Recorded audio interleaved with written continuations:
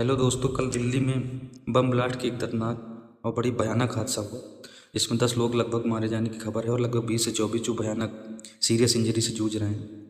तो सबसे पहले इस घटनाक्रम को देखें तो लगभग ये 6/52 की घटना है, जो दिल्ली मेट्रो लाल किले मेट्रो स्टेशन गेट नंबर 1 के पास लगभग 200 मीटर के आसपास एक हुंडई i20 कार थी, जो बड़ा ही स्लो मूवमेंट था उसको, काफ़ी देर से वो मूव कर रही थी वही ट्रैफिकल एरिया में।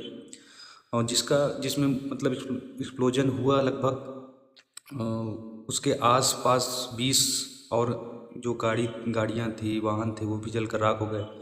मतलब एक्सप्लोजन इतना भयानक था कि आस पास लगभग 200 मीटर तक धुंध छाया रहा। और देखा जाए तो वहाँ मतलब दिल्ली मेट्रो स्टेशन के कांच तक चूर हो गए।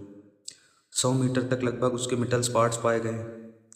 तो ये कोई छोटा मोटा इंसिडेंट नहीं था। और दिल्ली में ऐसे इंसिडेंट की कोई नई घटना नहीं है। अकेले लाल किले में ऐसे 3 से 4 घटनाएं पिछले दशकों में हो चुकी हैं।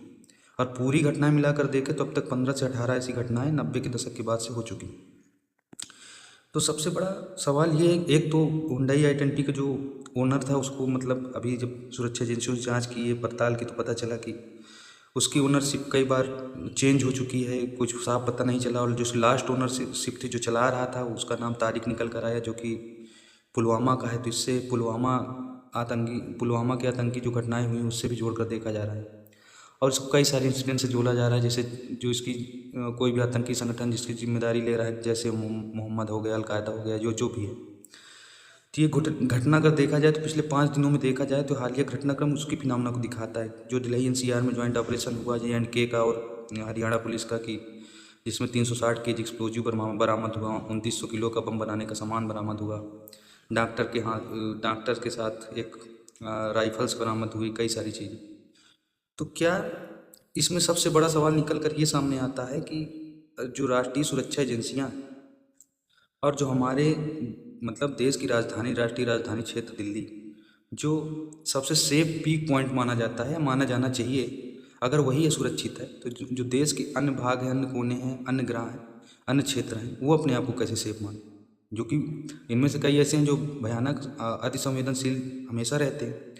तो जब सुरक्षित जगहों पे, जहाँ पे संसद भवन है, राष्ट्रपति भवन है, पीएम हाउस है, सारी राष्ट्रीय एजेंसियों के वहाँ पे हेड ऑफिस है, तो जब वहाँ पे रहते हुए मतलब कोई आपकी सुरक्षा भेद में घुस कर और ऐसी घटनाएं करके सेफली मूव कर जा रहा है या ऐसी घटनाएं हो जा रही हैं, तो ये सवाल तो मन में आता है कि क्या इसका अंदेशा नहीं था सुरक्षा एजेंसियों के पास, या ऐसा क्यों हुआ?